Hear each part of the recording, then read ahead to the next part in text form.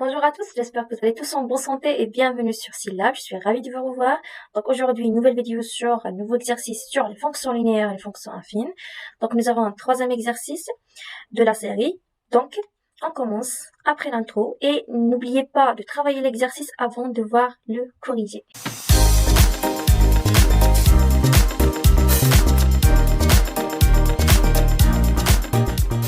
Donc nous avons ici une fonction linéaire f telle que f de 1 est égal à 3. Première question, déterminer la fonction f. Donc f c'est quoi?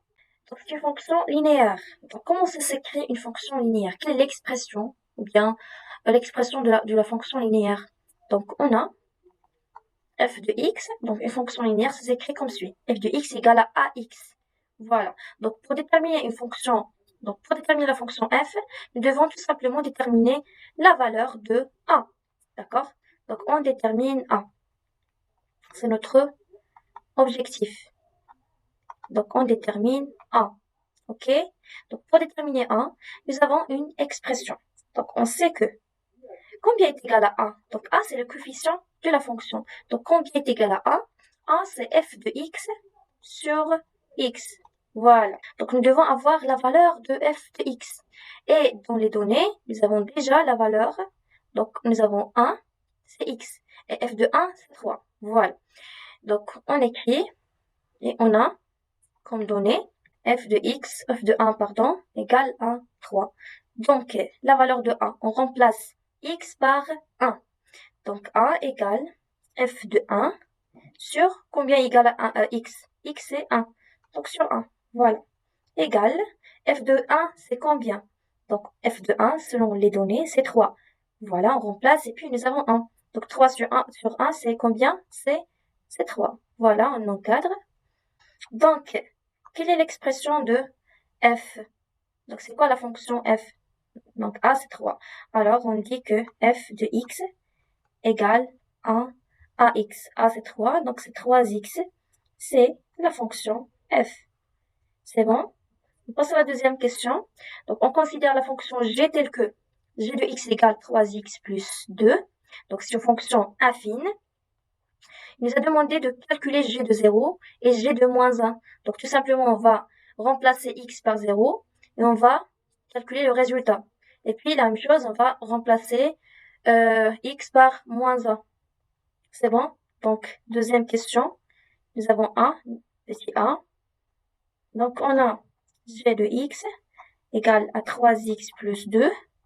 Donc on remplace x premièrement par 0. Donc g de 0 égale à 3 fois 0 plus 2. Donc g de 0 égale 3 fois 0 c'est 0, plus 2 c'est 2. Et on encadre. D'accord? Donc g de 0 c'est 2. Maintenant on calcule g de moins 1.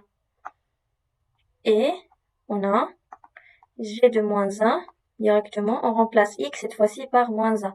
Donc 3 fois x c'est moins 1 plus 2. Donc g de moins 1 égale 3 fois moins 1 c'est combien? C'est moins 3, voilà, plus 2. Donc on simplifie. Donc g de moins 1 égale moins 3 plus 2 c'est moins 1. C'est très bien. Et on encadre notre résultat. On passe maintenant à petit b. Donc il nous a demandé de calculer le nombre qui a pour image 2 par f. Donc on calcule l'antécédent. Donc l'image, donc nous avons l'image c'est 2. Donc nous devons déterminer l'antécédent. D'accord? Donc on a f de x égale c'est quoi l'image? 2. Dans ce côté, on écrit l'image. Et x, c'est l'antécédent. Donc notre objectif, c'est de déterminer la valeur de x. Ok? On revient à la fonction. Donc quelle est la fonction? Quelle est l'expression de la fonction f? Donc nous avons déjà déterminé combien égale f de x. C'est 3x. Voilà. Et on a f de x égale 3x. Donc, on remplace f de x dans cette équation par 3x pour déterminer la valeur de x. Donc, f de x. Au lieu d'écrire f de x, on écrit 3x. Donc, 3x égale à 2. Voilà. Et puis, c'est simple maintenant. Donc 3 fois x, donc nous avons une multiplication, ça devient une division. Donc 2 sur 3. Donc le nombre qui a pour image 2 par la fonction f est 2 sur 3. C'est très bien. Donc on continue pour la troisième question. Donc nous avons donc il nous a demandé de construire la représentation graphique de la fonction g dans un repère orthonormé, OIJ. Qu'est-ce que ça veut dire orthonormé? Orthonormé, c'est-à-dire OI est égal au J. D'accord? Donc la même mesure. C'est-à-dire l'axe des abscisses, il est perpendiculaire à l'axe des ordonnées. Donc déjà, pour construire une droite, nous avons besoin au minimum de 2 points. Ok? Déjà, donc G c'est quoi G? G c'est une fonction affine. Donc sa droite, il ne passe pas par l'origine. Du coup, nous avons besoin de 2 points. D'accord? C'est obligatoire. Donc nous allons tracer un mini tableau comme ceci. D'accord? Et nous allons déterminer 2 points au minimum pour tracer le tableau. Donc nous avons x et y. Donc nous avons le point A, d'accord? Donc les coordonnées du point A. Et là, nous avons les coordonnées du point B. Donc, et nous avons gx. Donc on écrit g de x. Donc nous allons tracer la droite D, qui est la représentation de la fonction g. Donc nous avons gx c'est 3x plus 2.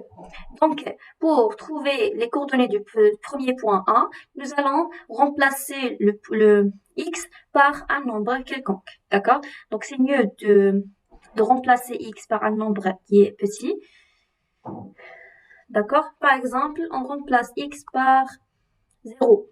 Donc, g de 0, ça donne combien? Donc, x égale à 0. Donc, 3 fois 0, c'est 0 plus 2. Donc, ça donne g de 0 égale 2. Ça reste 2. D'accord? Donc, x, c'est 0 et y, c'est 2. D'accord? Donc, g de 0, c'est y. Donc, y égale, g de 0 égale 2. OK? Donc, x, c'est 0. Donc, on met là 0. Et y, c'est 2. D'accord? On remplace par un autre nombre. Par exemple, moins 1. Par exemple, moins 1. Donc, on met g de moins 1 égale 3 fois moins 1. Combien ça donne? Plus 2. Donc, g de moins 1 égale 3 fois moins 1, c'est moins 3 plus 2. Combien égale? Il est égal à g de moins 1. Moins 3 plus 2, c'est moins 1. D'accord? Donc, c'est facile. Donc, g de moins 1, c'est moins 1. Donc, x, c'est moins 1 et y, c'est moins 1. Parfait. Donc, on passe maintenant au repère pour tracer ces deux points-là. OK? Après, on va tracer la droite. Donc, A, c'est 0 et 2. Donc, nous avons 0 et 2. Donc, 0 dans x. Donc, ça, c'est x, l'axe des abscisses. Et ça, c'est y, l'axe des ordonnées. Donc, nous avons x. Donc, nous avons ici x.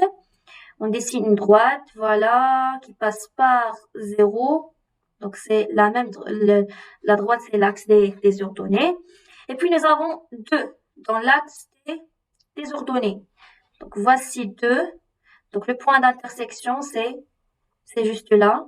Donc, nous avons le point B. C'est bon? Donc, B, pardon. Donc, nous avons le point A. On passe maintenant au point B. Donc, nous avons moins 1 et moins 1. Donc, moins 1 dans l'axe d'abscisse. Donc, on trace une droite qui passe par moins 1 en pointillé, bien sûr. Et puis, nous avons moins 1 dans l'axe des ordonnées. Voici moins 1. On trace une autre droite qui passe par moins 1. Donc, le point d'intersection de ces deux droites, donc c'est juste là. Donc, ce point-là, c'est quoi? C'est B, voilà. Donc, c'est le point B. Et puis, à l'aide d'une règle, on trace notre droite. C'est la droite D. C'est la droite D. OK? Donc, D, c'est quoi? C'est la représentation graphique de la fonction G. On passe maintenant à la deuxième question. Soit θ, la représentation graphique de G. Montrer que θ est parallèle à D. Donc, déjà, ici, il y a une faute. Donc, soit θ, la représentation graphique de la fonction f, pas G, parce que D, c'est la représentation graphique de G. Donc, θ, c'est la représentation graphique de f, pardon, d'accord? Donc, sans dessiner, sans tracer delta, on va juste montrer que, donc il ne nous aide pas de représenter delta dans le repère, mais on va juste montrer, d'accord? Et comment montrer delta, il est parallèle à D.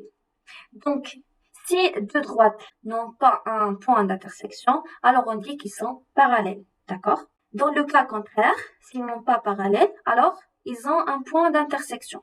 Donc, nous, dans cette question, on va montrer est-ce que θ et T ont un point d'intersection. Sinon, ils sont parallèles, d'accord? Donc, on va montrer tout ça. Alors, quatrième question.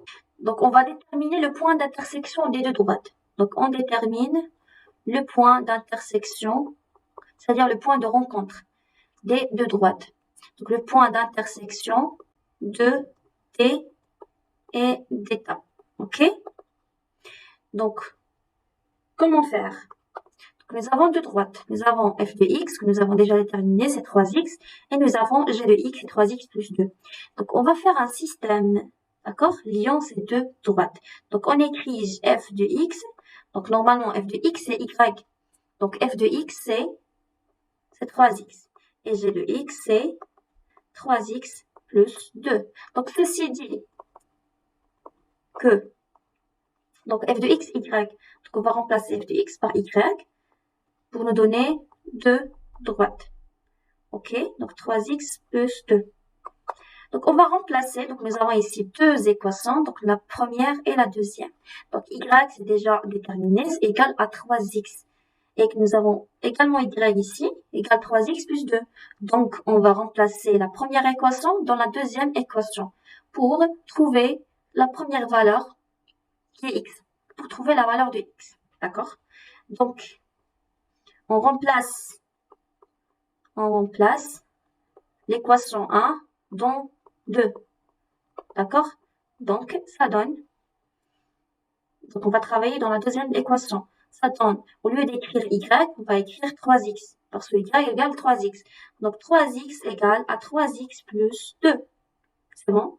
Donc, 3x, nous avons ici 3x, nous avons ici 3x. Alors, ça annule. Ou bien, autrement dit, on fait donc 3x, on place 3x dans l'autre côté. Ça donne, donc, nous avons plus de 3x, ça devient moins 3x. Égal, ça reste 2. Donc, 3x moins 3x, c'est 0. Donc, 0 égale 2. Est-ce que c'est juste? Logiquement, donc non, c'est impossible. Donc, il n'est jamais égal à 0, il n'est jamais égal à 2. Donc, c'est impossible.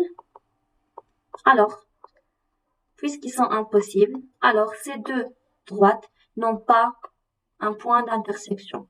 Donc, on écrit, alors, D et θ n'ont pas un point d'intersection. Puisque ce système n'a pas de solution, alors ces deux points, bien ces deux droites, n'ont pas un point d'intersection.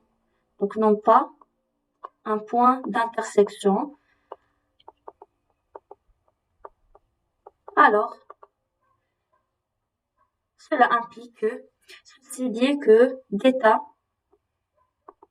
donc, D, il est toujours parallèle à θ. D'accord? Voilà. Donc, nous avons montré que ces droites, ils sont parallèles.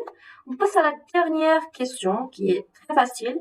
Donc, est-ce que le point K de coordonnées 2 sur 3 et 2 appartient-il à delta? Donc, nous avons déjà que delta, c'est la représentation graphique de f.